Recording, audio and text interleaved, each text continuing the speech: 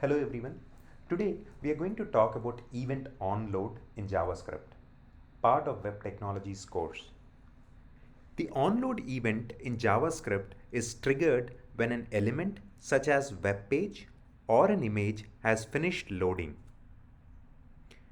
This event can be used to perform actions such as initializing a web page, setting up event handlers, or displaying a message once the page has loaded. For example, you can use the unload event to display a welcome message when the page loads. This code attaches an event handler to the window object, which represents the entire web page. When the page finishes loading, the function inside the onload event will be called and will display an alert message.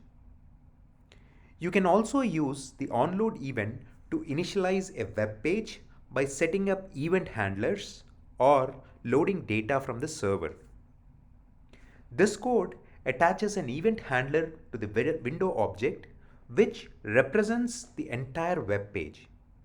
When the page finishes loading, the function inside the onload event will be called and will get the element with the ID myButton and attach an event listener to it. So when the button is clicked, an alert message will be displayed. It is worth noting that the onload event can also be used with the other elements such as images, iframes, and scripts to perform actions when they have finished loading. Hope this was helpful. Thank you for watching.